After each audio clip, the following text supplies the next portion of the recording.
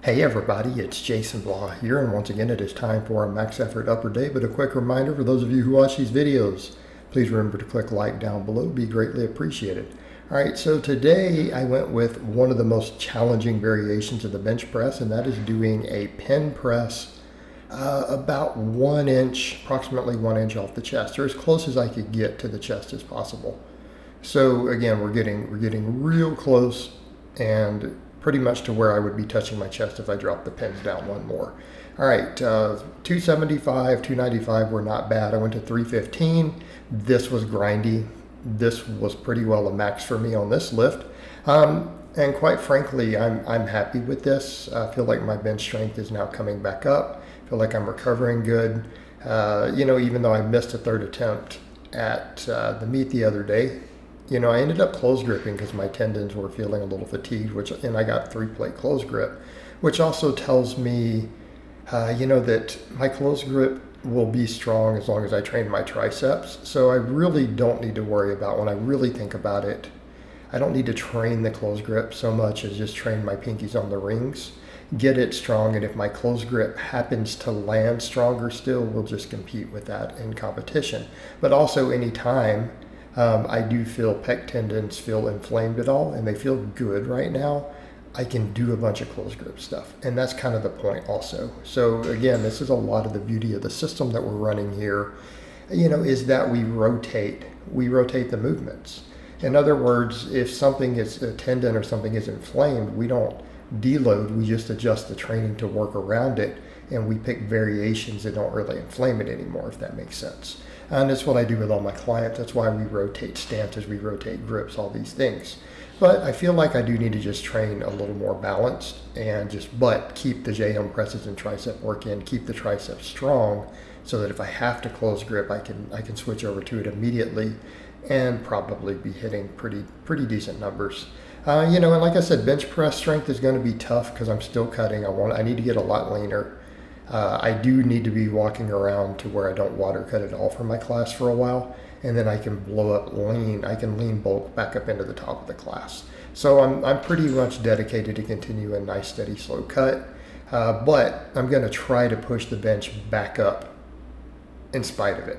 Right? We're going to try to push it back up, but it's going to require a lot of fatigue management. And what you guys will notice, what I'm doing to get these workouts done quicker, because I've upped my GPP again this week. I started doing sled work again yesterday.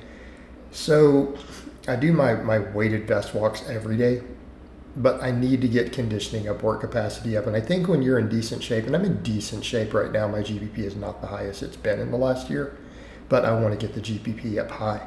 It'll help me lose body fat. And the other thing is it will let me get my workouts done faster.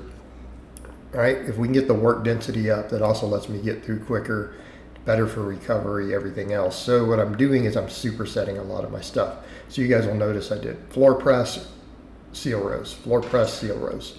Same thing with the JM presses. I did my hammer curls in between. So because I'm not going to count one set of band press downs or one set of abs or whatever at the end of an upper lower workout as an exercise. But what I really want to do for my other movements, I think I'm only going to do 4 movements per session. Carefully select them. Carefully select them. And some people would say, well, why aren't you doing some shoulder work? Well, because I did a ton of shoulder work, and I can't say that I noticed my shoulders get bigger, right? And that came up in the topics too. I'm not even going to get into that debate. Look, if you're leaner, your shoulders look big. Okay, that's it. Delts look big when you're lean. I feel like my delts are decently strong. I did a ton of smaller single joint exercises for my delts for a while. I don't know that they really grew, and I'm not that worried about it right now. I need to focus on just getting my lifts up, but my delts are going to grow from all the pressing and rowing. Like rowing is actually great for delts, and there's good data to support that. So right now I really need to hammer the back, the arms, the pecs, all that stuff. And shoulders will kind of be along for the ride just due to the volumes, because I'm going to work these up to where I try to do up to 5 sets of rows every workout. We start doing that. That's still a fair amount of rear delt and side delt work. It really is. My front delts are getting a ton of work because I'm doing JM presses on top of all the pressing. All right, these still hammer your front delts even though they're a tricep dominant exercise. Okay, And I don't want to increase weight on these. I want to get these stricter and stricter with the 135 and then bring it up. But I ended up on the floor presses and the seal rows. I really felt like I was running out of steam on the 4th set, so I didn't do a 5th of each. So then after that, I did 5 sets of JM presses, 5 sets of hammer curls. All right, I did a bunch of supine curls for a while. Now I want to rotate to some hammer curls to, again, change things up. Be careful of overuse on those tendons, and because what do hammer curls do? They work grip and forearms, and they still work biceps. That's actually a big point of debate, believe it or not, as to whether supine grip actually does build bigger biceps. Keeping in mind, biceps seem to have the lowest threshold for volume. This is what studies are showing. Out of all the muscles in the upper body, if anything, biceps have the lowest volume threshold and the lowest volume tolerance. I've even seen some guys who've done their doctoral work in bodybuilding and hypertrophy work specifically are saying biceps might actually need slightly less volume and frequency. Well, I'm doing a lot of rowing.